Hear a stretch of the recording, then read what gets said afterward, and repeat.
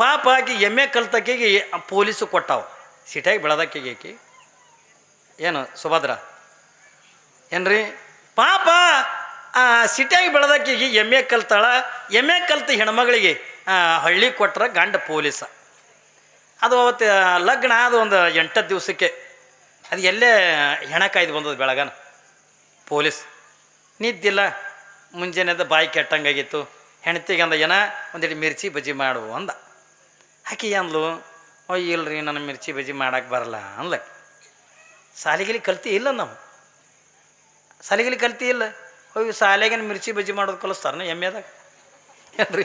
ಶಾಲೆಗೇನು ಮಿರ್ಚಿ ಬಜ್ಜಿ ಮಾಡಿ ಕಲಿಸ್ತಾರ? ಇನ್ನು ಓದ್ಲಕ್ಕದು ಬರ್ತದಿಲ್ಲ ಅಂದ.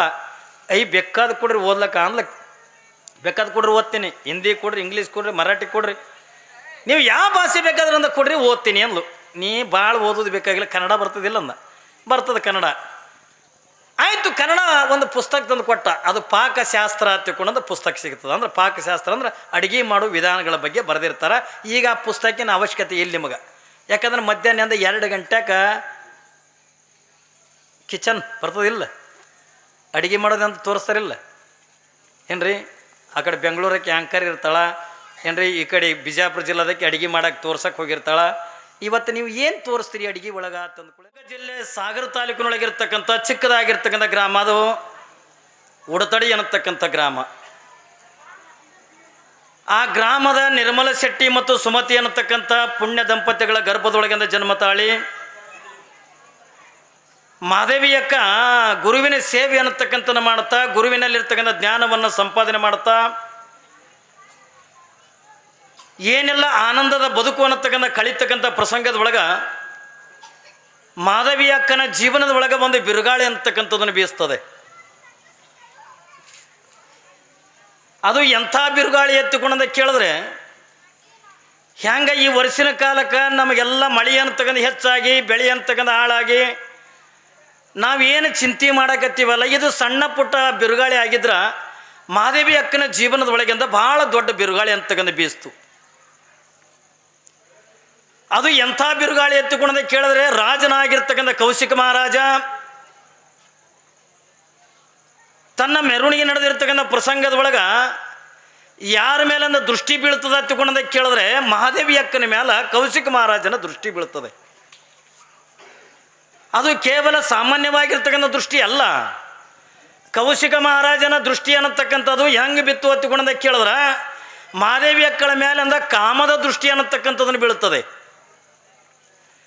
ನನ್ನ ಜೀವನದ ಒಳಗೆ ನಾನು ಮದುವೆ ಅನ್ನತಕ್ಕಂಥ ಮಾಡ್ಕೋಬೇಕಾಗಿತ್ತು ಅಂದ್ರೆ ಅದು ಮಾದೇವಿ ಅಕ್ಕನನ್ನೇ ಮದುವೆ ಮಾಡ್ಕೋಬೇಕು, ನಾನು ಅವಳ ಜೊತೆಯೊಳಗಿನಿಂದ ಇರಬೇಕು, ನನ್ನ ಜೀವನದಿಂದ ಸುಖ ದುಃಖಗಳನ್ನೆಲ್ಲ ಯಾವ ಮಾದೇವಿ ಜೊತೆಯೊಳಗೇ ನಾನು ಹಂಚ್ಕೋಬೇಕನ್ನುವಂಥ ಆಸೆಯನ್ನು ಯಾರು ಹೊತ್ತುಕೊಂಡ್ರು ಒತ್ತುಕೊಂಡದೆ ಕೇಳಿದ್ರೆ ಕೌಶಿಕ ಮಹಾರಾಜ ಆಗಿರ್ತಕ್ಕಂಥ ಒಪ್ಪುಕೊಂಡ. ಯಾವಾಗ ಈ ರೀತಿಯಾಗಿರ್ತಕ್ಕಂಥ ಮನಸ್ಸಿನೊಳಗೆ ಆಸೆ ಅಂತಕ್ಕಂಥ ಇಟ್ಟುಕೊಂಡು ನಿನ್ನಿನ ದಿವಸ ಏನು ಮಾಡ್ತಾನೆ ಎತ್ತುಕೊಂಡದೆ ಕೇಳಿದ್ರೆ, ತನ್ನ ಕೈ ಒಳಗಿರ್ತಕ್ಕಂಥ ಮಹಾಮಂತ್ರಿಗಳಿಗೆ ಕರೆದಿಂದ ಹೇಳ್ತಾನೆ, ಏನಂತ, ರಾಜನಾಗಿರ್ತಕ್ಕಂಥ ಕೌಶಿಕ ಮಹಾರಾಜ ನೋಡು, ನಾನು ಜೀವನದೊಳಗೆ ನಾನು ಮದುವೆ ಅನ್ನತಕ್ಕಂಥ ಆಗುವುದೇ ಆದರೆ ಅದು ಯಾರನ್ನ ಮದುವೆ ಮಾಡ್ಕೋತೀನಿ ಎತ್ತುಕೊಂಡದೆ ಕೇಳಿದ್ರೆ, ಮಹಾದೇವಿಯನ್ನು ನಾನು ಮದುವೆ ಮಾಡ್ಕೋತೀನಿ, ಹೋಗಿ ಅವಳು ಮನಿತನದೊಳಗಿಂದ ಒಪ್ಪಿಸ್ರಿ, ಆ ಮಹಾದೇವಿಗಿಂದ ಒಪ್ಪಿಸಿ ಅಂದ ಬರ್ರಿ ಎತ್ತಿಕೊಂಡಂದು. ಯಾವಾಗರಿಂದ ನಿನ್ನೆ ಮಂತ್ರಿ ಮತ್ತು ಒಂದು 8-10 ಜನ ಸಖಿಯರಿಂದ ಕರ್ಕೊಂಡು ಯಾವ ನಿರ್ಮಲ ಶೆಟ್ಟಿ ಮತ್ತು ಸುಮತಿಯರ ಮನಿತನಕ್ಕೆಂದ ಬರ್ತಾನೆ. ಯಾವುದು ಮನಸ್ಸಿನೊಳಗಿಂದ ಬ್ಯಾಡ ಹತ್ತುಕೊಂಡಂದು ಸಂಕಲ್ಪ ಮಾಡಿರ್ತಕ್ಕಂಥ ಮಹಾದೇವಿ ಯಾವಾಗ ಅವಳಿಗಿಂದ ಬ್ಯಾಡಾಗ್ಯದಲ್ಲ, ಅದು ಒಂದು ಒತ್ತಿ ಅಂದ ಮೈ ಮೇಲಿಂದ ಬರ್ಲಿಕ್ಕತ್ತದೆ. ಮಾದೇವಿ ಅಕ್ಕಳಿಗೆ ಮದುವೆ ಬೇಕಾಗಿಲ್ಲ, ಸಂಸಾರ ಬೇಕಾಗಿಲ್ಲ, ಯಾವುದನ್ನು ಕೂಡ ಬೇಕಾಗಿಲ್ಲ. ಹಾಗಾದ್ರೆ ಮಾದೇವಿ ಅಕ್ಕಗೆ ಬೇಕಾಗಿರ್ತಕ್ಕಂಥ ಏನು ಒತ್ತುಕೊಂಡ ಕೇಳಿದ್ರೆ, ಕೇವಲ ಆಧ್ಯಾತ್ಮದ ಜೀವನ ಅಂತಕ್ಕಂಥ ಬಿಟ್ಟರೆ ಬೇರೆ ಯಾವುದು ಕೂಡ ಬೇಕಾಗಿದ್ದಿಲ್ಲ. ಇಲ್ಲಿ ಮನೆಯೊಳಗಿಂದ ಬಂದು ಸುಮತಿ ಮತ್ತು ನಿರ್ಮಲ ಶೆಟ್ಟಿಯರಿಗಿಂದ ಕೇಳುತ್ತಾರೆ, ಅಮ್ಮ ನಿನ್ನ ಮಗಳಂದ ಭಾಳ ಪುಣ್ಯ ಮಾಡ್ಯಾಳ, ಭಾಳ ಪುಣ್ಯ ಮಾಡ್ಯಾಳ. ತಂದೆ ತಾಯಿ ಕೇಳ್ತಾರೆ ಅಂತ ಪುಣ್ಯ ಏನು ಮಾಡ್ಯಾಳ ನನ್ನ ಮಗಳು ಹತ್ತುಕೊಂಡ ಕೇಳಿದ್ರೆ, ರಾಜನಾಗಿರ್ತಕ್ಕಂಥ ಕೌಶಿಕ ಮಹಾರಾಜ ನಿನ್ನ ಮಗಳ ಮೇಲಂದ ಮನಸ್ಸು ಮಾಡ್ಯಾನೆ. ಅವನು ಮದುವೆ ಅನ್ನತಕ್ಕಂಥ ಮಾಡ್ಕೋಬೇಕಾಗಿತ್ತು ಅಂದ್ರೆ ಅದು ನಿನ್ನ ಮಗಳನ್ನು ಬಿಟ್ಟರೆ ಅಂದ್ರೆ ಬೇರೆ ಯಾರನ್ನೂ ಕೂಡ ಮದುವೆ ಆಗಂಗಿಲ್ಲ ಎತ್ತುಕೊಂಡಾನೆ ಅಂತ ರಾಜನೇ ನಿನ್ನ ಮಗಳ ಮೇಲಂದ ಮನಸ್ಸು ಮಾಡೋದ ಬಳಕ ನಿಮಗೆ ಸಂಪತ್ತಿಗೆ ಅಂದ ಏನು ಕೊರತೆ ಬೀಳ್ತದೆ. ನೀನು ಸಣ್ಣ ಪುಟ್ಟಂದ ವ್ಯಾಪಾರ ಮಾಡೋದು ಬೇಕಾಗಿಲ್ಲ. ಯಾಕೆ ಕೌಶಿಕ ಮಹಾರಾಜನ ಬಳಿ ಸಂಪತ್ತಿಗಂದ ಕೊರತೆಗಿಲ್ಲ. ವಜ್ರ ವೈಡೂರ್ಯ ಇದೆ, ಬಂಗಾರ ಬೆಳ್ಳಿ ಇದೆ, ಮುತ್ತು ರತ್ನಗಳಿದ್ದಾವೆ. ಬೇಡ, ರಾಜನಾಗಿರ್ತಕ್ಕಂಥ ಮನಸ್ಸು ಮಾಡೋದನ್ನು ತಿಳ್ಕೊಂಡ್ರೆ ಏನ್ರಿ ನಿನ್ನ ಮಗಳ ಮೇಲಿನ ಪ್ರೀತಿಗಾಗಿ ಅರ್ಧ ರಾಜ್ಯವನ್ನು ನಿಮಗೆಂದು ಕೊಡಬಹುದು. ಅದಕ್ಕೆ ನಿನ್ನ ಮಗಳನ್ನು ಕೌಶಿಕ ಮಹಾರಾಜನಿಗೆಂದು ಕೊಟ್ಟು ಮದುವೆ ಮಾಡ್ರಿ ಎತ್ತಿಕೊಂಡಂದಾಗ ನಿರ್ಮಲ ಶೆಟ್ಟಿ ಸುಮತಿಯರಂತಕ್ಕಂಥವ್ರು ನಮ್ಮ ನಿಮ್ಮಂಥವ್ರಾಗಿದ್ದೀರಿ ಅಂತ ಒಪ್ಕೋತಿದ್ದೀವಿ ಅನ್ನುವ ಸಂಪತ್ತನ್ನು ನೋಡಿ ನಮ್ಮ ನಿಮ್ಮಂಥ ಸಾಮಾನ್ಯ ಜನರಾಗಿದ್ದೀವಿ ಎತ್ತಿಕೊಂಡ್ರ ಆ ರಾಜನಲ್ಲಿರ್ತಕ್ಕಂಥ ಸಂಪತ್ತಿಗಾಗಿ ನನ್ನ ಮಗಳು ಸುಖದಾಗಿ ಬೀಳ್ತಾಳಲ್ಲ, ನನ್ನ ಮಗಳಿಗೆ ಬಂಗಾರ ಬೆಳ್ಳಿ ಅಂತಕ್ಕಂಥ ಸಾಕಟ್ಟಿರ್ತದಲ್ಲ ಅನ್ನುವಂಥ ಭಾವನೆ ಅಂತಕ್ಕಂಥ ಮಾಡಿ ಒಪ್ಕೋದು ಬೇಕಾಗಿತ್ತು. ಆದರೆ ಮಹಾದೇವಿ ಅವಳು ಯಾವ ಆಸೆಗಾಗಿ ಬಂದಾಳ್ತಾಳಲ್ಲ, ಆಮಿಷಕ್ಕಾಗಿ ಅಂತ ಬಂದಿರತಕ್ಕಂಥವಳಲ್ಲ, ಹೆಣ್ಣು ಹೊನ್ನು ಮಣ್ಣಿಗಾಗಿ ಅಂತ ಬಂದಿರತಕ್ಕಂಥವಳಲ್ಲ. ಈ ಲೋಕಕ್ಕಂದ ಎದಕ್ಕೆ ಬಂದಾಳ ಹತ್ತುಕೊಂಡ ಕೇಳಿದ್ರೆ ತಾನು ಒಬ್ಬ ಆಧ್ಯಾತ್ಮ ಜೀವಿಯಾಗಿ ವೈರಾಗ್ಯದ ಮೂರ್ತಿಯಾಗಿ ಯಾವ ಜಗತ್ತಿನೊಳಗೆಂದ ಮಾಯಿಯನ್ನು ಮೆಟ್ಟಿ ನಿಂತಿರ್ತಕ್ಕಂಥ ಅಲ್ಲಮ್ಮ ಪ್ರಭುದೇವರನ್ನಿಂದ ಸೋಲ್ಸಕ್ಕೆಂದು ಬಂದಿರತಕ್ಕಂಥವಳು ಮಾದೇವಿ ಅಕ್ಕ ಮದುವೆಗೆ ಹೆಂಗೆ ಮನಸ್ಸು ಮಾಡ್ತಾಳ್ರಿ? ಹೆಂಗೆ ಮಾಡ್ತಾಳ? ಏನೆಲ್ಲ ಆಸೆಗಳನ್ನು ತೋರಿಸಿದ್ರು.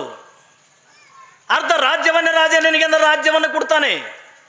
ಅಟ್ಟೆಲ್ಲ ರಾಜನಲ್ಲಿರ್ತಕ್ಕಂಥ ಸಂಪತ್ತು, ಮುತ್ತು, ರತ್ನ, ವಜ್ರ, ವೈಡೂರ್ಯ ಈ ಎಲ್ಲ ಸಂಪತ್ತನ್ನು ಕೂಡ ನಿನ್ನ ಮನೆತನಕ್ಕಿಂತ ಕೊಡಕ್ಕೆಂದು ಹೇಳ್ತೇನೆ. ಅದಕ್ಕೆ ನಿನ್ನ ಮಗಳನ್ನು ರಾಜನಾಗಿರ್ತಕ್ಕಂಥ ಕೌಶಿಕ ಮಹಾರಾಜನಿಗೆಂದ ಕೊಡಲಿಕ್ಕೆ ನೀವು ಒಪ್ಪಗೋರಿ ಎತ್ತಿಕೊಂಡಂದಾಗ ನೋಡ್ರಿ ಅವರ ಬಲ್ಲಿ ಧರ್ಮದ ನಿಯತ್ತಿ ಅಂತ ಅದು. ನಂಬಲ್ಲಿ ಅದೇನ್ರಿ ಅವ್ರ ಬಲ್ಲಿ ಧರ್ಮದ ನಿಯತ್ತಿ ಅಂತದು. ನೋಡು, ರಾಜನಾಗಿರ್ತಕ್ಕಂಥವ ಜೈನ ಧರ್ಮದೊಳಗಿಂದ ಹುಟ್ಟಿರ್ತಕ್ಕಂಥವ. ಆದ್ರೆ ನಾವು ಹುಟ್ಟಿದ ಯಾವ ಧರ್ಮದೊಳಗ? ವೀರಶೈವ ಲಿಂಗಾಯತ ಧರ್ಮದೊಳಗಿಂದ ನಾವು ಹುಟ್ಟಿರ್ತಕ್ಕಂಥವ್ರು. ಲಿಂಗನೇ ಇರದಾಗಿರ್ತಕ್ಕಂಥ ಭವಿಗೆ ನನ್ನ ಮಗಳನ್ನಿಂದ ಹೆಂಗೆ ಕೊಡ್ತೀವಿ? ಒಂದು ವೇಳೆ ನಾವು ಆಸೆಗಾಗಿ ಅಂದ ಬಿದ್ದು ನನ್ನ ಮಗಳಿಗೆಂದ ಕೊಡ್ತೀವಿ ಎತ್ತುಕೊಂಡು ನಾವು ಒಪ್ಪಿಕೊಂಡ್ರು ನನ್ನ ಮಗಳಿಂದ ಮದುವೆ ಮಾಡ್ಕೊಳಂಗಿಲ್ಲ, ನನ್ನ ಮಗಳನ್ನ ಮದುವೆ ಮಾಡ್ಕೊಳಂಗಿಲ್ಲ. ನೋಡ್ರಿ ಅವತ್ತ ಆ ಹೆಣ್ಣು ನೋಡಕ್ಕೆ ಬರೋ ಪದ್ಧತಿ ಹೆಂಗ? ರಾಜನ ದರ್ಪ ಏನ್ರಿ, ರಾಜನಿಗೆಂದ ಅಹಂಕಾರ. ಯಾಕೆ ಅವನಲ್ಲಿ ಸಾಕಷ್ಟು ಸಂಪತ್ತಿದೆ, ಐಶ್ವರ್ಯ ಇದೆ, ಕೈಯಾಗಿನ ಮಂತ್ರಿಗಳಿಗೆಂದ ಕಳಿಸ್ತಾನೆ ಹೆಣ್ಣು ನೋಡಾಕ. ಹೆಣ್ಣಿನನ್ನು ಒಪ್ಪಿಸ್ಲಿಕ್ಕೆಂದ ಏನ್ರಿ ಮಂತ್ರಿಗೆಂದ ಕಳಿಸ್ತಾನೆ, ಕೈಯೊಳಗೆ ಕೆಲಸ ಮಾಡ್ತಕ್ಕಂಥ ದಾಸಿಯರಿಗೆಂದ ಕಳಿಸ. ಹೆಣ್ಣು ನೋಡ್ತಕ್ಕಂಥ ಪದ್ಧತಿ ಇದುವಲ್ಲ. ಯಾವಾಗ ಮಂತ್ರಿ ಅಂತಾನೆ ತಾಯಿ, ಈಗ ನಿನ್ನ ಮನಸ್ಸಿನೊಳಗಿಂದ ಕೊಡೋಕೆಂದ ಮನಸ್ಸಿರದೇ ಇದ್ರೆ ಆ ಮಾದೇವಮ್ಮನನ್ನು ಕರ್ರಿ, ಆ ತಂಗಿ ಕರಿ, ಕೇಳು. ಯಾವಾಗಂದ ಮಾದೇವಮ್ಮಳನ್ನು ಕರೀತಾರೆ, ನಾವು ಹೇಳೋದು ಅಟ್ಟೇನೆ, ನನ್ನ ಮಗಳಾಗಿರ್ತಕ್ಕಂಥ ಮಾದೇವಿ ಹೇಳೋದು ಅಟ್ಟೇನೆ. ಯಾವಾಗಂದ ಮಾದೇವಮ್ಮಳಿಗೆಂದ ಹೊರಗೆಂದ ಕರೀತಾರೆ, ಮಂತ್ರಿ ಹೇಳ್ತಾನೆ, ಮಾದೇವಿ ನೋಡು ಇದೊಂದು ಒಳ್ಳೆಯಿಂದ ಯೋಗ ಕೂಡಿ ಬಂದದೆ, ನಿನ್ನ ಮನೆ ತನಕ ಒಂದು ಒಳ್ಳೆ ಯೋಗದಿಂದ ಕೂಡಿ ಬಂದದೆ. ಇಂಥ ರಾಜನಾಗಿರ್ತಕ್ಕಂಥ ಕೌಶಿಕ ಮಹಾರಾಜ, ಇಡೀ ರಾಜ್ಯವನ್ನೇ ಆಳತಕ್ಕಂಥ ಕೌಶಿಕ ಮಹಾರಾಜ ನಿನ್ನನ್ನು ಮದುವೆ ಮಾಡ್ಕೊಳಕ್ಕೆ ಒಪ್ಕೊಂಡನ ತಿಳ್ಕೊಂಡ್ರ ನಿನಗಿಂತ ಪುಣ್ಯಶಾಲಿಗಳು, ಭಾಗ್ಯಶಾಲಿಗಳು ಯಾರೂ ಇಲ್ಲ. ಮನಸ್ಸು ಮಾಡು, ನೀನು ಮದುವೆ ಅನ್ನತಕ್ಕಂಥ ಮಾಡ್ಕೋತುಕೊಂಡನಂತ ಮಾತು ಹೇಳಿದಾಗ ಎಲ್ಲ ತಂದೆ ತಾಯಿಯಿಂದ ಒಂದು ಕಡೆಗಿಂದ ಕುಂತಾರೆ, ಒಂದು ಕಡೆಗಿಂದ ದಾಸಿಯರಿಂದ ಕುಂತಾರೆ, ಇನ್ನೊಂದು ಕಡೆಗಿಂದ ಮಂತ್ರಿ ಕೂತಾನೆ. ಮಾದೇವಿ ಅಕ್ಕ ಒಂದು ಮಾತಂತಾಳ, ಯಾರಿಗೆ ಮದುವೆ ಆಗೋದು ಅಂದ್ಲ? ಯಾರಿಗೆ ಮದುವೆ? ನೀನೇ ಆಗಬೇಕು ಮದುವೆ. ಯಾರನ್ನ? ರಾಜನನ್ನ ಮದುವೆ ಆಗೋದು. ಯಾವಾಗ ಮಾದೇವಿ ಅಕ್ಕ ಅಂತಾಳೆ, ಅಣ್ಣ ನನ್ನ ಮದುವೆ ಆಗಲೇ ಆಗಿ ಹೋಗಿಬಿಟ್ಟದ. ನೋಡ್ರಿ, ಮಾದೇವಿ ಹೇಳ್ತಾಳೆ, ಆಗಲೇ ನನ್ನ ಮದುವೆ ಅನ್ನತಕ್ಕಂಥ ಆಗಿ ಹೋಗಿಬಿಟ್ಟ. ಯಾವಾಗಂದ ಒಂದು ಕಡೆಗಿಂದ ತಂದೆ ತಾಯಿ ಗಾಬರಿ ಆದರು, ಒಂದು ಕಡೆಗಿಂದ ಮಂತ್ರಿ ಬಂದಿರ್ತಕ್ಕಂಥ ದಾಸಿಯರಿಂದ ಗಾಬರಿ ಆದರು.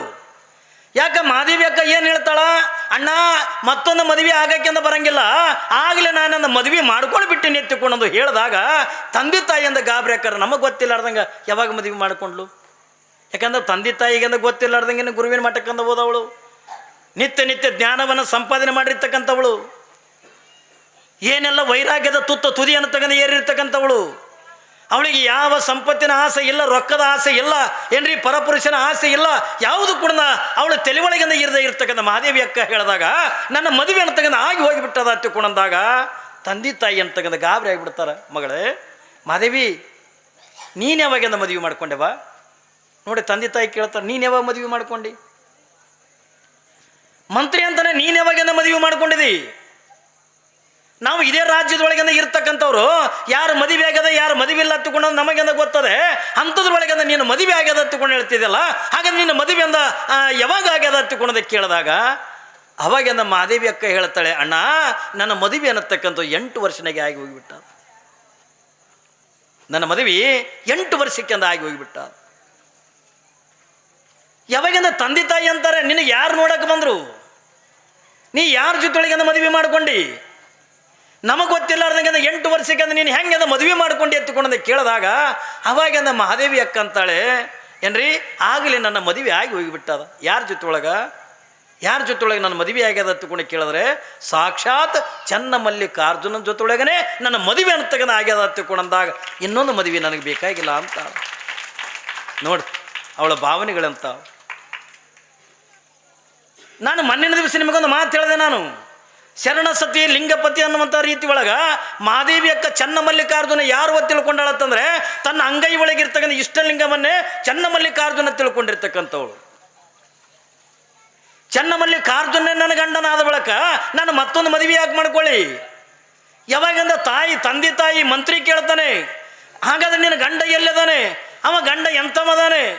ಯಾರನ್ನ ನಿನ್ನ ಮದುವೆ ಮಾಡ್ಕೊಂಡು ಎತ್ತಿಕೊಂಡು ಯಾವಾಗಿಂದ ಕೇಳಿದಾಗ ಅವಾಗ ಮಹಾದೇವಿ ಅಕ್ಕ ಅಂತಾಳೆ, ಅವ ನನ್ನ ಗಂಡ ಎಂತ ಮಾತುಕೊಂಡದ ಕೇಳಿದ್ರೆ ರೂಹಿಲ್ಲದ ಕೇಡಿಲ್ಲದ. ನೋಡ್ರಿ, ನಾ ಎಂಥ ರೂಪವಂತನಿಗೆ ಮದುವೆ ಮಾಡ್ಕೊಂಡಿನತ್ತಂದ್ರ, ನಾ ಎಂಥ ರೂಪವಂತನಿಗೆ ಹೊಲದಿನ ಎತ್ತಿಕೊಂಡಂದ ಕೇಳಿದ್ರ, ನಾನು ಎಂಥವನಿಗೆ ಮದುವೆ ಮಾಡ್ಕೊಂಡಿನ ಎತ್ತಿಕೊಂಡು ಕೇಳಿದ್ರ ನನ್ನ ಗಂಡನಾಗಿರ್ತಕ್ಕಂಥ ಚನ್ನಮಲ್ಲಿಕಾರ್ಜುನಿಗೆ ಅವನಿಗೆ ರೂಪನೇ ಇಲ್ಲ, ಅವನಿಗೆ ಆಕಾರ ಇಲ್ಲ, ನಿರಾಕಾರನಾಗಿರ್ತಕ್ಕಂಥ ಏನ್ರಿ ನಿರ್ಗುಣನಾಗಿರ್ತಕ್ಕಂಥ ಪರಬ್ರಹ್ಮನೇ ಆಗಿರ್ತಕ್ಕಂಥ ಸಾಕ್ಷಾತ್ ಚನ್ನಮಲ್ಲಿಕಾರ್ಜುನನೇ ನನ್ನ ಗಂಡನಾದ ಬಳಿಕ ಈ ಲೌಕಿಕದ ಗಂಡಂದರ ಒಯ್ದು ಒಲೆಗೆ ಹಾಕಿ ಸುಡು ಹೊತ್ತುಕೊಂಡಂತಾಳ ಮಾದೇವಿ ಅಕ್ಕ. ಅಂತ ಭಗವಂತನೇ ನನ್ನ ಗಂಡನಾದ ಬಳಿಕ ನೋಡ್ರಿ, ಚನ್ನಮಲ್ಲಿಕಾರ್ಜುನ ಮೇಲೆ ಎಷ್ಟೊಂದು ನಂಬಿಕೆ ಇಟ್ಟಿದ್ಲು. ಭಗವಂತನ ಮೇಲೆ ನಂಬಿಕೆ ಇಟ್ಟಾಳೆ, ದೇವ್ರ ಮೇಲೆ ನಂಬಿಕೆ ಇಟ್ಟಾಳೆ, ಎಲ್ಲರೇ ಮನುಷ್ಯರ ಮೇಲೆ ನಂಬಿಕೆ ಇಟ್ಟಿಲ್ಲ. ಅವಳು ಏನಂತಾಳ, ಭಗವಂತನ ಮೇಲೆ ನಟ್ಟೊಂದು ನಂಬಿಕೆ ಇಟ್ಟಾಳೆ. ಅವಳು ಹೇಳ್ತಾಳೆ ಸ್ಪಷ್ಟವಾಗಿ ಅಂತ ಹೇಳ್ತಾನೆ, ನನ್ನ ಗಂಡಗೆಂದ ರೂಪ ಇಲ್ಲ, ನನ್ನ ಗಂಡಗೆಂದ ಆಕಾರ ಇಲ್ಲ, ನನ್ನ ಗಂಡನಿಗೆಂದ ಇದು ಯಾವುದು ಕುಣದಾಗಿಲ್ಲ, ಒಳ್ಳೆಯದು ಕೆಟ್ಟದು ಅನ್ನೋತಕ್ಕಂಥ ಗೊತ್ತಿಲ್ಲ. ನಿರಾಕಾರನಾಗಿರ್ತಕ್ಕಂಥ ಪರಮಾತ್ಮನೇ ನನ್ನ ಗಂಡನಾದ ಬಳಿಕ ಈ ಲೌಕಿಕದ ಗಂಡಂದ್ರೆ ಒಯ್ದು ಒಲೆಗೆ ಹಾಕಿಂದ ಸುಡು ಹೊತ್ತಿಕೊಂಡಂತ ಮಂತ್ರಿ ಅಂತಾನೆ, ಮಾದೇವಿ ಈ ಹಠ ನಿನಗೆಂದ ಒಳ್ಳೆಯದಲ್ಲ. ವಿಚಾರ ಮಾಡಿ ನೋಡು, ಕಾಣದಾಗಿರ್ತಕ್ಕಂಥ ದೇವರನ್ನ ಗಂಡ ಹತ್ತುಕೊಂಡ ತಿರುಗಿದ್ರೆ ಏನ್ರಿ ನಿನ್ನ ಬದುಕಿನೊಳಗಿಂದ ಒಳ್ಳೇದಾಗಂಗಿಲ್ಲ. ಕಾಣದೇ ಇರ್ತಕ್ಕಂಥ ಪರಮಾತ್ಮನನ್ನ, ಕಾಣದಾಗಿರ್ತಕ್ಕಂಥ ದೇವರನ್ನ, ಕಾಣದಾಗಿರ್ತಕ್ಕಂಥ ಚನ್ನಮಲ್ಲಿಕಾರ್ಜುನನ್ನ ನೀನು ಮದುವೆ ಅಂತಕ್ಕಂಥ ಮಾಡಿಕೊಂಡ್ರೆ ನೀನು ಸುಖ ಪಡೆಯೋದು ಯಾವಾಗ? ನಿನ್ನ ದೇಹಕ್ಕಿಂತ ಸುಖ ಸಿಗೋದೆಂದ ಯಾವಾಗ? ಈ ಸಂಸಾರಿಕ ಜೀವನದೊಳಗಿಂದ ಆನಂದ ಪಡೆಯೋದು ಯಾವಾಗ? ಎಲ್ಲ ಪರಿಪರಿಯಾಗಿ ಅಂದ ಹೇಳ್ತಕ್ಕಂಥ ಪ್ರಸಂಗದ ಒಳಗೆ ಯಾವಾಗಿಂದ ಮಹಾದೇವಿ ಅಕ್ಕ ಹೇಳ್ತಾಳೆ, ಅಣ್ಣ ಈ ಸಂಸಾರದೊಳಗಿಂದ ದುಃಖ ಅದ ಏನ್ರಿ, ಈ ಸಂಸಾರದೊಳಗಿಂದ ದುಃಖ ಅದ, ನನ್ನ ಸಂಸಾರದೊಳಗಿಂದ ದುಃಖ ಇಲ್ಲ, ನನ್ನ ಸಂಸಾರದೊಳಗಿಂದ ಕಷ್ಟಗಳಿಲ್ಲ. ಯಾವ ಸಂಸಾರದೊಳಗಿಂದ ದುಃಖ ಅದ ಏನ್ರಿ? ಯಾವ ಸಂಸಾರದೊಳಗಿಂದ ದುಃಖ ಅದ್ರಿ? 12ನೇ ಶತಮಾನದೊಳಗಿಂದ ಬಸವಣ್ಣ ಒಂದು ಮಾತು ಹೇಳ್ದ, ಒಂದಲ್ಲ ಎರಡಲ್ಲ ಮದುವೆ ಮಾಡ್ಕೊಂಡ ಏನ್ರಿ, 2 ಮದುವೆ ಮಾಡ್ಕೊಂಡಿರ್ತಕ್ಕಂಥ ಬಸವಣ್ಣ ತನ್ನದೇ ಆಗಿರ್ತಕ್ಕಂಥ ಸಂಸಾರ ಬಗ್ಗೆ ಒಂದು ಮಾತನ್ನು ಹೇಳ್ತಾನೆ. ಯಾವುದನ್ನ? ಸಂಸಾರವೆಂಬ ಬಲಿಯಲ್ಲಿ ಸಿಲುಕಿದನಯ್ಯ. ನೋಡ್ರಿ, 12ನೇ ಶತಮಾನದೊಳಗ ಬಸವಣ್ಣವರನ್ನ ಹೇಳ್ತಾರೆ, ಯಾವುದನ್ನ? ಸಂಸಾರವೆಂಬ ಬಲಿಯಲ್ಲಿ ಸಿಲುಕಿದನಯ್ಯ, ಎನ್ನನ್ನು ಕಾಯಯ್ಯ ಕಾಯಯ್ಯ ಕಾಯಯ್ಯ ಕೂಡಲ ಸಂಗಮ ದೇವ, ಇದ್ರೊಳಗಿಂದ ಹುರುಳಿಲ್ಲ ಅಂದ. ಎದರಾಗಂದನ್ರಿ ಅವ ಎದರಾಗಂದನ್ರಿ ಸಂಸಾರ ಹೇಗ್ರಿ ಅಂತ ಜಗಜ್ಯೋತಿ ಅನಿಸ್ಕೊಂಡ, ಭಕ್ತಿ ಭಾಂಡಾರಿ ಅನಿಸ್ಕೊಂಡ, ಇವತ್ತಿನ ದಿನ ಕಲಿಯುಗದೊಳಗೆ ಜಗದ್ಗುರು ಅನಿಸ್ಕೊಳಿಕತ್ತೇನ ಅವ 2 ಮದುವೆ ಮಾಡ್ಕೊಂಡಿರ್ತಕ್ಕಂಥ ಬಸವಣ್ಣ ತನ್ನ ಸ್ಪಷ್ಟವಾಗಿರ್ತಕ್ಕಂಥ ವಚನದೊಳಗಿಂದ ಬರೀತಾನೆ, ಸಂಸಾರವೆಂಬ ಬಲಿಯಲ್ಲಿ ಸಿಲುಕಿದನಯ್ಯ, ಎನ್ನನ್ನು ಕಾಯಯ್ಯ ಕಾಯಯ್ಯ ಕಾಯಯ್ಯ ಕೂಡಲ ಸಂಗಮ ದೇವ, ಇದ್ರೊಳಗಿಂದ ಹುರುಳಿಲ್ಲ ಅಂದ. ಸಂಸಾರ ಅನ್ನೋದನ್ನು ಬಸವಣ್ಣ ಎದಕ್ಕೆ ಹೋಲಿಸ್ತಾನ ಹತ್ತಿಕೊಂಡದ ಕೇಳಿದ್ರ ಇಲಿ ಬಲಿಗೆಂದು ಹೋಲಿಸ್ತಾನ. ಇಲಿ ಬಲಿ ನೋಡ್ರಿ ಮನ್ಯಾಗ ಇಲಿಗಳಾಗಿರ್ತಾವ. ಮನ್ಯಾಗ ಕಡ್ಲಿ ಚೀಲ ಹಚ್ಚಿರ್ತೀರಿ, ಜೋಳದ ಚೀಲ ಹಚ್ಚಿರ್ತೀರಿ, ಗೋಧಿ ಚೀಲ ಹಚ್ಚಿರ್ತೀರಿ, ಮನ್ಯಾಗಿಂದ ಇಲಿಗಳು ಭಾಳ ಆಗಿರ್ತಾವ. ಯಾವಾಗಿಂದ ಇಲಿ ಭಾಳ ಆದಾಗ ನಾವು ಏನು ಮಾಡ್ತೀವಿ, ಮನ್ಯಾಗಿಂದ ಒಂದು ಬಲಿ ತಂದು ಇಡ್ತೀವಿ. ಯಾಕ್ರಿ ಬಲಿ ಇಡ್ತೀವಿಲ್ಲ, ಇಲಿ ಬಲಿ ಬಲಿ ಅಂತೀರೇನು ಏನಂತೀರಿ ಕಡೆ ಬಲಿನೇ ಅಂತೀರಿ. ಒಂದು ಇಲಿ ಬಲಿ ತಂದು ಇಡ್ತೀರಿ, ಅದನ್ನು ಒಯ್ದು ಎಲ್ಲರ ಚೀಲದ ಸಂಧ್ಯಾಗಿಂದ ಇಡ್ತೀರಿ ಬಲಿ. ಮತ್ತು ಖಾಲಿ ಬಲಿ ಇಟ್ರೆ ಅಂದ್ರೆ ಇಲಿ ಬಂದು ಒಳಗೆ ಬೀಳ್ತಾವೇನ್ರಿ? ಖಾಲಿ ಬಲಿ ಇಟ್ರೆ ಇಲಿ ಬಂದು ಒಳಗೆ ಬೀಳ್ತಾವ? ಬೀಳಂಗಿಲ್ಲ. ಅದ್ರಾಗ ಏನು ಇಡ್ಬೇಕ್ರಿ? ಇಲಿ ಮೂಗಿಗೆ ವಾಸನೆ ಬರೋ ಪದಾರ್ಥ ಬಲಿಯಾಗಿ ಇಟ್ಟೇವ ತಿಳ್ಕೊಂಡ್ರೆ ಯಾವಾಗಿಂದ ಇಲಿ ಮೂಗಿಗೆ ಅದು ವಾಸನೆ ಬಡಿತು ಅವಾಗಿಂದ ಇಲಿ ಬರ್ತಾವೆ. ಏನು ಇಡ್ಬೇಕ್ರಿ ವಾಸನೆ ಬರೋದು? ಮಿರ್ಚಿ ಬಜಿ. ನೋಡ್ರಿ, ನೀವು ಎಲ್ಲರ ಜಾತ್ರೆಗಳಿಗೆ ಹೋಗಿರ್ತೀರಿಲ್ಲ, ಜಾತ್ರೆಗೆ ಹೋದಾಗ ಬೇಂಡ ಬತಾಸ ಇವೆಲ್ಲ ಅಂಗಡಿಗಳಿರ್ತಾವ. ನಮ್ಮ ದೃಷ್ಟಿ ಆ ಕಡೆ ಹೋಗಂಗಿಲ್ಲ. ಎಲ್ಲರೇ ಒಬ್ಬ ಮಿರ್ಚಿ ಬಜ್ಜಿ ಕರಿತಿದ್ದ ತಿಳ್ಕೊಂಡಂದು ಹಿಂಗೆ ಗಮ್ಮನಂಗೆ ವಾಸನೆ. ಮಲ್ಲಿಗೆ ಹೂವಿಂದ ವಾಸನೆ ಬರಲ್ಲ, ಈ ಬಜ್ಜಿದ ಭಾರಿ ವಾಸನೆ. ನೋಡ್ರಿ, ಇಲ್ಲಿ ಕಡೆಗೆ ಎಲ್ಲರೂ ಓಣ್ಯಾಗ ಆಯ್ದು ಹೊಂಟಿರ್ತೀರಿ, ಯಾರ್ದಾರ ಮನೆ ಬಜ್ಜಿ ಕರಿತಿರ್ತಾರೆ, ಕಿಟಕಿನ ವಾಸನೆ ಬಂದರೆ ಮೂಗು ಕಿಟಕಿಗೆ ಹೋಗಿ ಬರ್ತದೆ. ಅಷ್ಟು ಮಜಾ ಅದರ ಬಜ್ಜಿಯಾಗ. ನೋಡ್ರಿ, ನೀವು ಬಜ್ಜಿ ಇತ್ತು ಅಂತಂದ್ರೆ ಸಾಕು, ಮಿರ್ಚಿ ಬಜ್ಜಿ ಎತ್ತಿಕೊಂಡ್ರೆ ಎಲ್ಲರಿಗೂ ಇಷ್ಟನೇ. ಯಾರಿಗೆ ಇಷ್ಟ ಇಲ್ಲರಿ? ನಮ್ಮಲ್ಲಿ ಒಬ್ಬ ಪೊಲೀಸ್ ಇದ್ದ ಪಾಪ. ಆಕಿ ಎಮ್ಮೆ ಕಲ್ತಕ್ಕಿಗೆ ಪೊಲೀಸು ಕೊಟ್ಟಾವ, ಸಿಟಿಯಾಗಿ ಬೆಳೆದಕ್ಕಿಗೆ. ಆಕಿ ಏನು ಸುಭದ್ರ ಏನ್ರಿ ಪಾಪ, ಸಿಟಿಯಾಗಿ ಬೆಳೆದಕ್ಕಿಗೆ ಎಮ್ಮೆ ಕಲ್ತಾಳ. ಎಮ್ಮೆ ಕಲ್ತ ಹೆಣ್ಮಗಳಿಗೆ ಹಳ್ಳಿ ಕೊಟ್ರ ಗಂಡ ಪೊಲೀಸ. ಅದು ಅವತ್ತು ಲಗ್ನ ಅದು ಒಂದು 8 ದಿವಸಕ್ಕೆ ಅದು ಎಲ್ಲೇ ಹೆಣ ಕಾಯ್ದು ಬಂದದ್ದು ಬೆಳಗನ. ಪೊಲೀಸ್ ನಿದ್ದಿಲ್ಲ, ಮುಂಜಾನೆದ ಬಾಯಿ ಕೆಟ್ಟಂಗಾಗಿತ್ತು. ಹೆಣ್ತಿಗೆ ಅಂದ ಏನ ಒಂದಿಟ್ಟು ಮಿರ್ಚಿ ಬಜ್ಜಿ ಮಾಡು ಅಂದ. ಆಕಿ ಅಂದ್ಲು, ಅಯ್ಯ ಇಲ್ರಿ ನನ್ನ ಮಿರ್ಚಿ ಬಜ್ಜಿ ಮಾಡಕ್ಕೆ ಬರಲ್ಲ ಅಂದ್ಲ. ಸಾಲಿಗಿಲಿ ಕಲ್ತಿ ಇಲ್ಲ, ನಾವು ಸಾಲಿಗಿಲಿ ಕಲ್ತಿ ಇಲ್ಲ. ಹೋಗಿ ಶಾಲೆಗೇನು ಮಿರ್ಚಿ ಬಜ್ಜಿ ಮಾಡೋದು ಕಲಿಸ್ತಾರ ಎಮ್ಮೆದಾಗ? ಏನ್ರಿ ಶಾಲೆಗೇನು ಮಿರ್ಚಿ ಬಜ್ಜಿ ಮಾಡಿ ಕಲಿಸ್ತಾರ? ನಿನಗೆ ಓದ್ಲಕ್ಕ ಅದು ಬರ್ತದಿಲ್ಲ ಅಂದ. ಬೇಕಾದ ಕೊಡ್ರಿ ಓದ್ಲಕ್ಕ ಅಂದ್ಲಕ್ಕೆ. ಬೇಕಾದ ಕೊಡ್ರಿ ಓದ್ತೀನಿ, ಹಿಂದಿ ಕೊಡ್ರಿ, ಇಂಗ್ಲೀಷ್ ಕೊಡ್ರಿ, ಮರಾಠಿ ಕೊಡ್ರಿ, ನೀವು ಯಾವ ಭಾಷೆ ಬೇಕಾದ್ರೆ ಅಂದ ಕೊಡ್ರಿ ಓದ್ತೀನಿ ಅಂದ್ಲು. ನೀ ಭಾಳ ಓದೋದು ಬೇಕಾಗಿಲ್ಲ, ಕನ್ನಡ ಬರ್ತದಿಲ್ಲ ಅಂದ. ಬರ್ತದೆ ಕನ್ನಡ. ಆಯಿತು, ಕನ್ನಡ ಒಂದು ಪುಸ್ತಕ ತಂದು ಕೊಟ್ಟ. ಅದು ಪಾಕಶಾಸ್ತ್ರ ತಿಳ್ಕೊಂಡಂದು ಪುಸ್ತಕ ಸಿಗ್ತದೆ. ಅಂದ್ರೆ ಪಾಕಶಾಸ್ತ್ರ ಅಂದ್ರೆ ಅಡುಗೆ ಮಾಡೋ ವಿಧಾನಗಳ ಬಗ್ಗೆ ಬರೆದಿರ್ತಾರೆ. ಈಗ ಆ ಪುಸ್ತಕಿನ ಅವಶ್ಯಕತೆ ಇಲ್ಲ ನಿಮಗೆ. ಯಾಕಂದ್ರೆ ಮಧ್ಯಾಹ್ನದಿಂದ 2 ಗಂಟೆಗೆ ಕಿಚನ್ ಬರ್ತದಿಲ್ಲ, ಅಡುಗೆ ಮಾಡೋದಂತ ತೋರಿಸ್ತಾರಿಲ್ಲ ಏನ್ರಿ. ಆ ಕಡೆ ಬೆಂಗಳೂರಕ್ಕೆ ಆ್ಯಂಕರ್ ಇರ್ತಾಳ ಏನ್ರಿ, ಈ ಕಡೆ ಬಿಜಾಪುರ ಜಿಲ್ಲಾದಕ್ಕೆ ಅಡುಗೆ ಮಾಡಕ್ಕೆ ತೋರ್ಸಕ್ಕೆ ಹೋಗಿರ್ತಾಳ. ಇವತ್ತು ನೀವು ಏನು ತೋರಿಸ್ತೀರಿ ಅಡುಗೆ ಒಳಗೆ ತಂದ್ಕೊಳ್ಳಿ, ನಾನು ರೊಟ್ಟಿ ಮಾಡೋದು ತೋರಿಸ್ತೀನಿ ಅಂತಾಳೆ. ಜೋಳದ ರೊಟ್ಟಿ ಮಾಡೋದು. ಹೌದಾ? ಮೊದಲಿಂದ ಜೋಳದ ಹಿಟ್ಟು ತೊಗೋಬೇಕು ಏನ್ರಿ. ಯಾವಾಗಿಂದ ಜೋಳದ ಹಿಟ್ಟು ತೊಗೋಬೇಕು, ಅದನ್ನಿಂದ ಚೆಂದಾಗೆ ಕಲಸ್ಬೇಕು. ಹೌದಾ? ಹಿಟ್ಟು ಕಲಸೋದಾ? ಮತ್ತೇನು ಹಿಟ್ಟನ್ನು ತೂರ್ಕೊಳ್ಳೋದಿರ್ತದನು? ಹಿಟ್ಟು ಕಲಸೇಬೇಕು, ಮತ್ತು ರೊಟ್ಟಿ ಆಗ್ಬೇಕು. ಅದನ್ನಿಂದ ಇಟ್ಟು ಉಳ್ಳಿ ಮಾಡಬೇಕು. ಹೌದಾ? ಬರ್ತಾವಿಲ್ಲ ಮಧ್ಯಾಹ್ನದಾಗ ರೀ. ನೀವು ಕಣ್ಣು ಬಿಡ್ತಾಗ ಮೊನ್ನೆ ಹೋಗ್ಬೇಕು ಹೊಡಿತಿ. ಅದು ಟಿ ವಿಯಾಗ ನೋಡಿ ಗುಲಾಬ್ ಜಾಮೂನು ಮಾಡ್ಯಾಳ ನನಗೆ ತಿರ್ಲಾಕ ಏನ್ರಿ. ಟಿ ವಿಯಾಗಿಂದ ನೋಡಿ ಮಾಡ್ಯಾಳ ಗುಲಾಬ್ ಜಾಮೂನ. ಆಮೇಲೆ ಅಂದ್ರೆ ಯಪ್ಪ ಇವತ್ತು ಟಿ ವಿಯಾಗ ನೋಡಿ ಸ್ಪೆಷಲ್ ಜಾಮೂನು ಮಾಡೀನಿ ಅಂದು. ನಾ ಅದು ಚಮಚೆ ಒತ್ತುದು ಅಲ್ಲ, ಹಲ್ಲಿಲ್ಲ ಕಡಿದ್ರು ಕಡಿಯಲ್ದು. ಹೊಡೆದು ಗಾಡಿಗೆ ಹೊಡೆದು ಅದು ಗಾಡಿಗೆ ಬಡ್ದು ಹೊಳ್ಳಿ ನನಗೆ ಬಂದು ಬಡಿತು. ಟಿ ವಿಯಾಗ ನೋಡಿ ಮಾಡ್ತಾರ. ಆದರೆ ಅವಾಗಿಂದ ಇವು ಟಿ ವಿಗೆ ಇದ್ದಿದ್ದಿಲ್ಲ. ಅವಾಗೆಲ್ಲ ಪಾಕಶಾಸ್ತ್ರ ತಗೊಂಡು ಪುಸ್ತಕ ಕೊಡ್ತಿದ್ರು. ಪಾಪ ಪಾಕಶಾಸ್ತ್ರ ತಗೊಂಡು ಪುಸ್ತಕ ತಂದು ಕೊಟ್ಟ. ಅದನ್ನು ಪಾಪಿ ಹೆಣ್ಮಗಳು ಓದಕತ್ಲು. ಇದು ಬದನಿಕಾಯಿ ಪಲ್ಯ ಮಾಡೋ ವಿಧಾನ, ರೊಟ್ಟಿ ಮಾಡೋ ಪಲ್ಯ ವಿಧಾನ, ಹೀಗೆಲ್ಲ ಥರದ ವಿಧಾನಗಳು, ಪುಂಡಿ ಬೆಂಡಿಕಾಯಿ ಪಲ್ಯ ಮಾಡೋ ವಿಧಾನ, ಹೀಗೆಲ್ಲ ತೋರಿಸ್ಕೋತ ಬರೋದ್ರಾಗಿಂದ ಮುಂದೆ ಆ ಮಿರ್ಚಿ ಬಜ್ಜಿ ಮಾಡೋ ವಿಧಾನ ಬರ್ದಿತ್ತು. ಇಲ್ಲಿ ಎತ್ತಿಕೊಂಡು ಓದೋದು.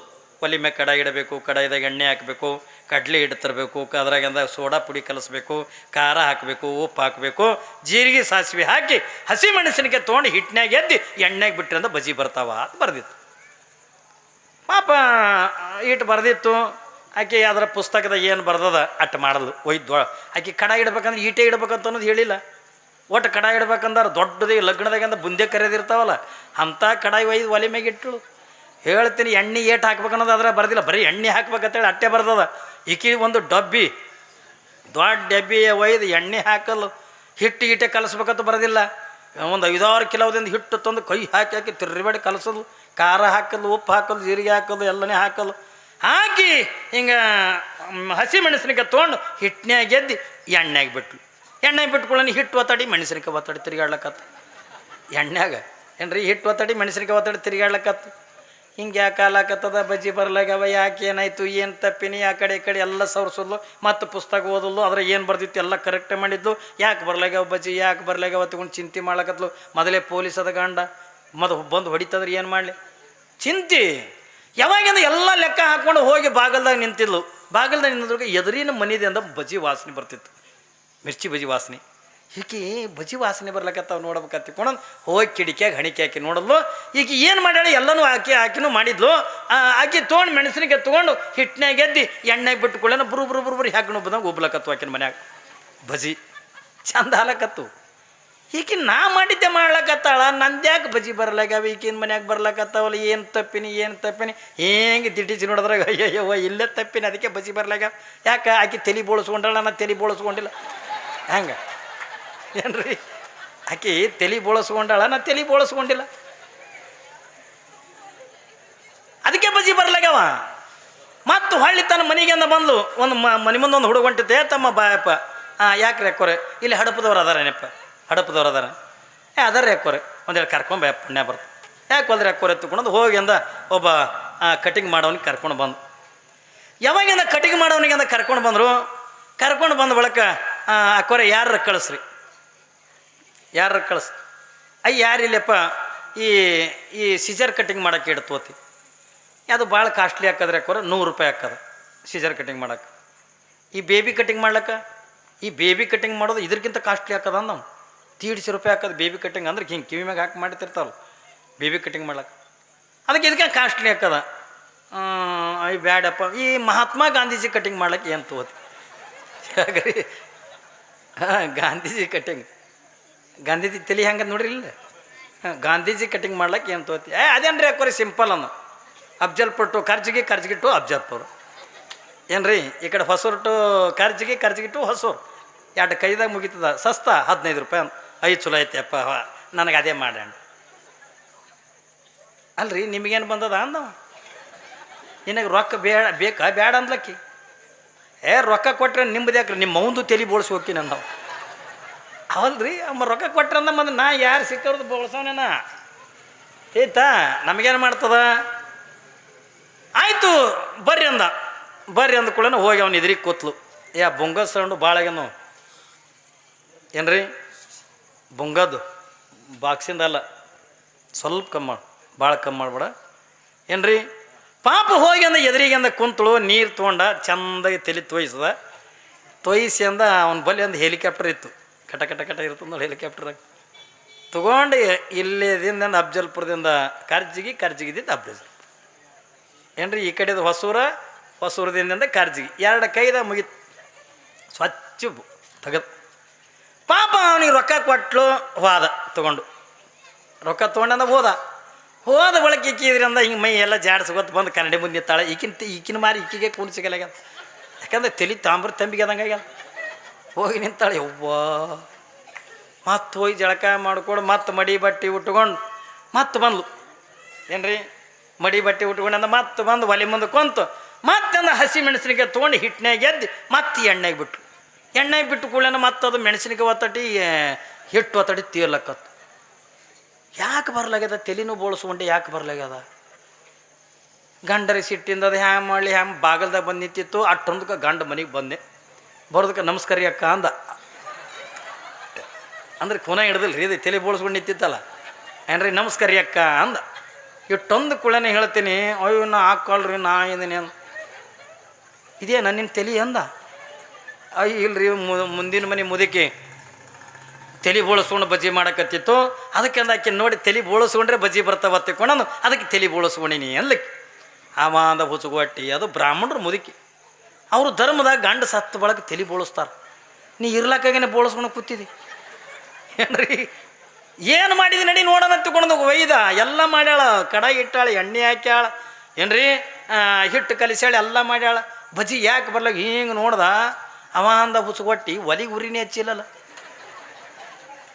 ಇದು ಪುಸ್ತಕದಾಗ ಬರ್ದಿಲ್ಲಲ್ರಿ, ಅದು ಒಲಿಗೆ ಉರಿ ಹಚ್ಚೋದನ್ನು ಪುಸ್ತಕದಾಗ ಬರೀತದ ಏನ್ರಿ